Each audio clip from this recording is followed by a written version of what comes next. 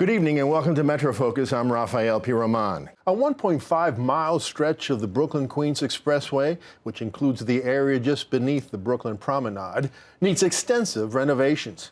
But according to experts, the city's Department of Transportation plans to overhaul this section of the BQE could bring extremely dangerous levels of toxic pollution to Brooklyn Heights. What would cause such a danger? What exactly is the level of harm that would be inflicted on the residents of Brooklyn Heights if the renovations continue as planned? And is there any way to fix the BQE without the resulting health hazards? Joining us now to help answer those questions is Mary Frost, community editor for the Brooklyn Daily Eagle, which has been covering this story. Mary, welcome to the program. Thank you. I should say you have not only been covering the story, you broke the story. Well, yeah, we did break this aspect of the story, and it sort of came out of the blue. It was pointed out to us by Lori Garrett, who is a very esteemed member of the environmental journalism area. She's a Pulitzer Prize winner and 13 years head of the Council on Foreign Relations Global Health Committee.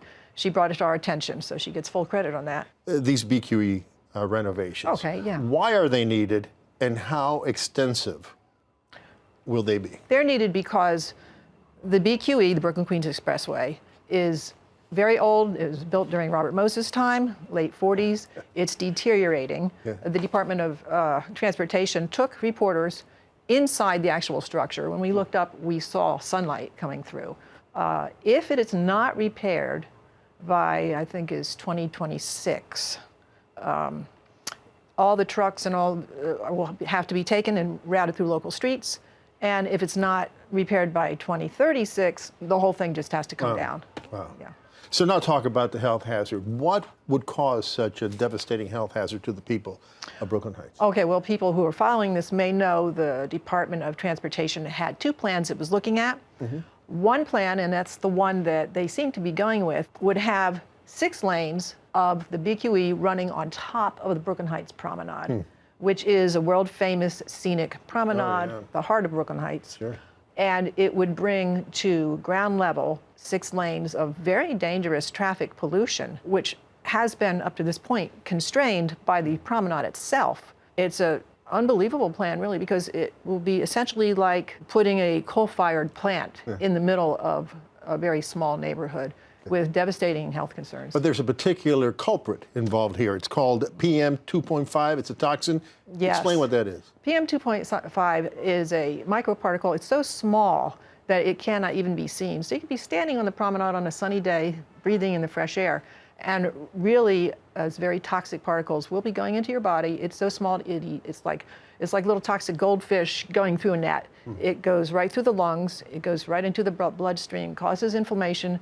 Has been known, it's tied to heart disease, of course, respiratory problems. A study done by Lutheran Medical Center, which is now NYU Langone, and SUNY Downstate, found anyone living along the BQE, there's a much higher rate of hospitalizations for asthma. But now a brand new study shows that even low levels of PM 2.5 are linked to devastating health concerns, especially now, a new thing is diabetes, oddly enough. It's already spreading out. You have a map.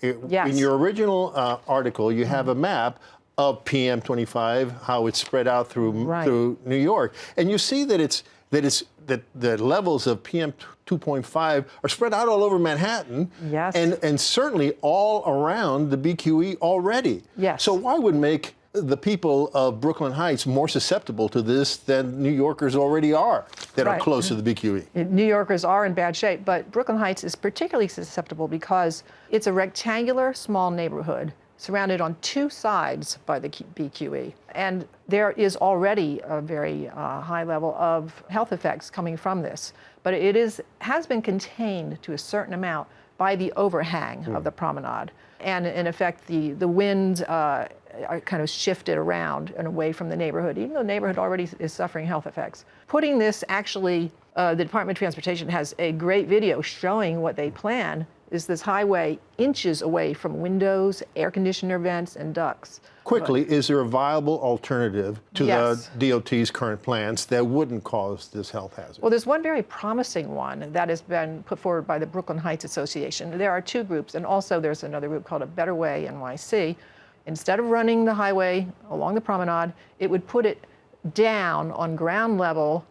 Brooklyn Heights is up high, so we're talking about on the edge of the Brooklyn Bridge Park and Furman Street, which runs below the promenade. Right. It would run it along the eastern edge of Brooklyn Bridge Park. So what's the likelihood that this alternative plan will be adopted? Well, Department of Transportation and Polly Trottenberg, the commissioners, say they're looking at the plan. They have no timeline, they make no promises, but they say it is under consideration. When will the renovations begin? Well, there's a lot to be done first.